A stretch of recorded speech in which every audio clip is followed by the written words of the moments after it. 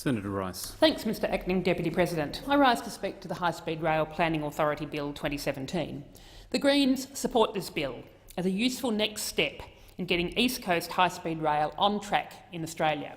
And thank you to Senator Farrell for bringing on debate to this bill, because high-speed rail is a hugely important issue for the connectivity of our major urban centres on our East Coast, and it's got huge potential to transform the regions along its route.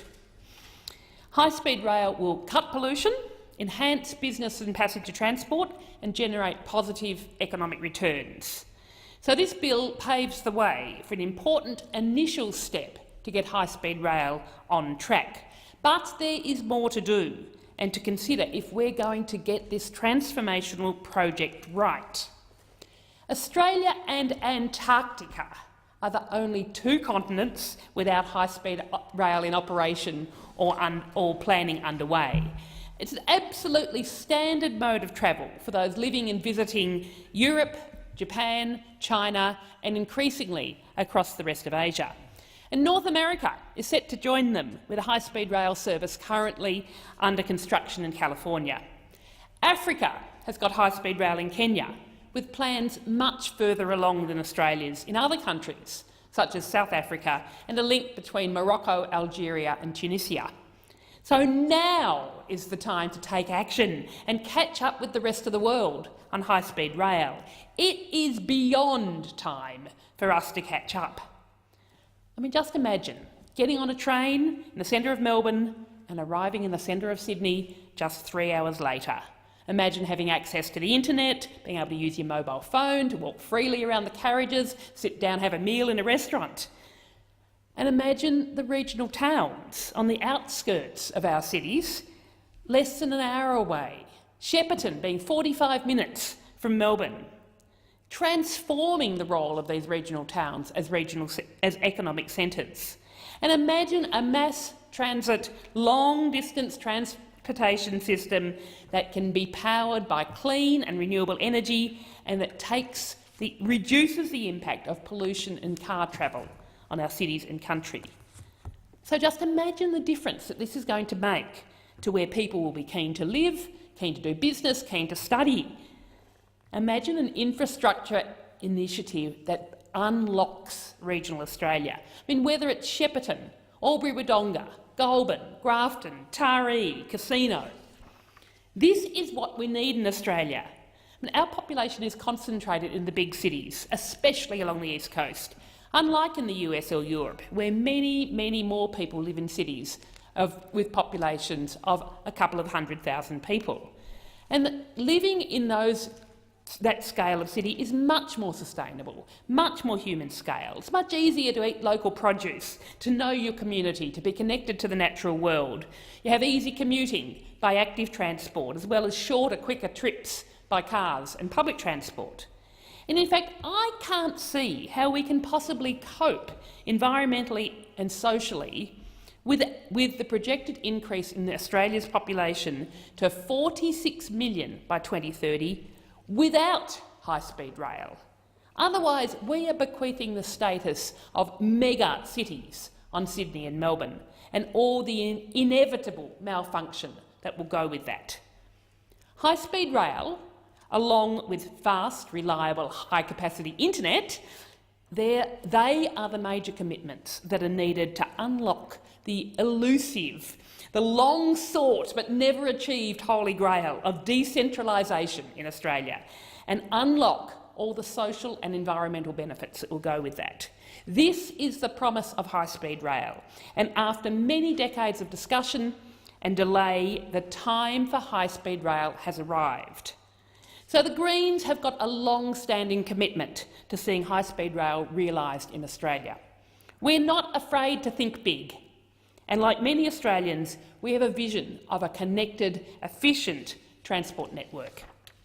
A fast train connection between our major East Coast cities has been part of that vision for many years now. And at the 2010 federal election, the Greens took real, firm policy commitments on East Coast high-speed rail to the electorate as part of our vision for a 21st century transport system.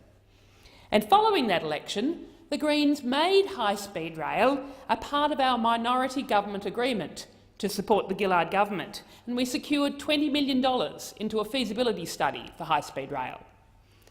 This was such a hopeful, such an exciting time, and we are proud to have put high-speed rail on the agenda and made it a commitment of our minority government agreement. So we saw the Phase 1 and the Phase 2 reports from the strategic study that stemmed from that agreement. And my colleague, Adam Bandt, the member for Melbourne, was a huge supporter and still is a huge supporter for high-speed rail.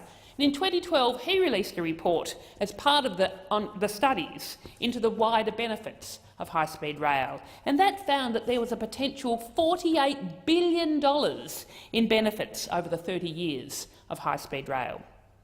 So a high-speed rail advisory group was established to advise the government on key industries and community issues arising from the reports. And then, at the end of 2013, the high-speed rail advisory group was abolished by the then Abbott government, just like that.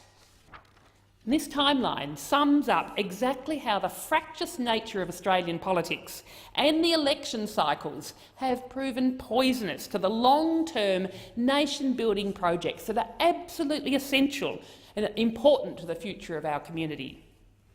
So the key function of this bill in establishing authority to bring together state and federal stakeholders and to get the work started, it's a useful thing, because getting high-speed rail underway requires a truly collaborative undertaking involving the governments of Queensland, New South Wales, Victoria and the ACT, and many local government bodies. And the Greens have had a long-standing commitment to the establishment of a similar authority as a key part of progressing East Coast high-speed rail. And for that's the reason that we are supporting this bill. But we do call on MPs and senators across the parliament to maintain our sights on the level of commitment that's needed to get the coordination right and also get the investment right. It's going to take real commitment and a strong signal from governments to really get this moving. Vision and hard work are both essential elements. So the Greens took to the most recent federal election a comprehensive commitment that included such an authority, and it also laid out the other key steps that are necessary to get this visionary project underway. We committed $1.5 billion specifically to high-speed rail as part of our costed transport policy package. This is the kind of commitment that's needed now to get things moving. We pointed to the key things that needed to happen. We needed to fast-track the intergovernmental agreements and legislation to get high-speed rail moving. We need to establish the dedicated authority to develop and manage the project, and we need to prepare a detailed financing and investment plan for the project, determining the final rail corridors in conjunction with the relevant state and federal local governments, and securing ownership of the routes, and confirming the development and operation plan of the project through an intergovernmental agreement, and beginning the process of undertaking a comprehensive environmental impact statement. Our commitment would have kick-started the authority's work, and importantly, it would also enable us to kick-start securing the ownership of the rail route. We have to have a comprehensive and properly funded approach to maximise the benefits of high-speed rail and to minimise any impacts. We know that we have to be reducing reliance on polluting coal, gas and oil, and that is the other really wonderful beauty of high-speed rail, because to reduce our use of coal, gas and oil, sadly it means that we have to be flying less. I mean, I would love to be able to take efficient, fast, high-speed rail from Melbourne to Canberra rather than having to fly here. The International Energy Agency noted late last year how high-speed rail presents major opportunities for reducing carbon pollution from transport. They outlined a scenario aiming to meet the goals that we have signed up to under the Paris Agreement, where nearly all global aviation activity up to 1,000 kilometres would be substituted with high-speed rail by 2060. And high-speed rail makes sense in this regard because there's the double benefit that energy use per passenger of someone travelling by high-speed rail is about 90% lower per kilometre than flying. And high-speed rail, of course, has got the potential for that energy use to be zero carbon if it's powered by renewable energy, which is the direction that the Greens would want to see it take. And it works. Where high-speed rail has been implemented, air travel has been able to drop. And indeed, even though the world, and in fact both the government and the Labor parties here, haven't yet taken seriously the carbon pollution from flying, and so do not discourage it in any way, in fact the opposite, the International Energy Agency outlined several examples of how the introduction of high-speed rail has led to significant reductions of air travel on specific routes. These include Paris to London and Seoul to Busan, both of which, after high-speed rail was introduced, the amount of air travel between these cities dropped by half. High-speed rail in Australia would do the same. Did you know that Melbourne to Sydney, on the basis of the number of flights happening over a year, is the world's second busiest air route? There are 54,519 flights a year. And Brisbane to Sydney is the 8th busiest air route in the world, flying 33,765 times. There is an awful lot of potential there to be reducing the pollution from air travel by substituting a very substantial number of those trips for high-speed rail trips. And the Phase 2 feasibility study undertaken by the government told us that by 2065 that high-speed rail could attract 40% of the intercity air travel on the East Coast and 60% of regional air travel. And on the three main sectors, Sydney, Melbourne, Sydney, Brisbane and Sydney, Canberra, high-speed rail could attract more than 50% of the air travel market. And we believe that these are conservative estimates, given the value of high-speed rail in reducing our carbon pollution. So the Greens believe that we should not just build high-speed rail as part of our plan to reduce carbon pollution from transport, but once it's built, that it's inevitable that we need to have policy levers that will incentivise its use as part of reducing our carbon pollution from transport. I mean, the Phase 2 study didn't include consideration of a potential price on carbon applying to transport, either domestically or to aviation fuels. And surely the world is going to we're going to come to our senses one day at some stage and recognise the climate emergency that we're facing. And we're going to realise that limiting our carbon pollution isn't just an optional extra, but it's absolutely essential to be doing this around the world as part of our survival as a species on our small blue planet. And so taking every measure we can to be shifting away from the dangerous pollution of coal, gas and oil is going to be needed. And this is going to inevitably mean a large reduction in air travel. I mean, yes, there are investigations going on at the moment into zero-carbon air travel, whether it's fuelled by biofuels or solar power, but they are a long way off. And in comparison, high-speed rail is a technology that we have here and now that we could be moving forward in Australia with today. There is so much potential. So where is this government when it comes to thinking ahead and committing to transformative projects like high-speed rail? We just have not heard any real commitment. And it was notable in Senator Molan's contribution that he went out of his way to in fact not talk about high-speed rail. We talked about all sorts of other transport projects, but high-speed rail was clearly completely off the agenda. And I note that the Faster Rail program seems to be this government's sole nod to improving rail connectivity, and we're going to need considerably more than that if we're going to truly accommodate our growing population and their travel needs. And the one thing that we haven't seen from this government is the recognition that the hard graft of developing infrastructure is in the public interest really does need to be done by government. And their willingness to award the Clara Consortium funding for a business case, it worries me, because the Clara Consortium's proposal is predicated on a set of ideas that are about developer profits, not fit-for-purpose connecting high-quality transport infrastructure.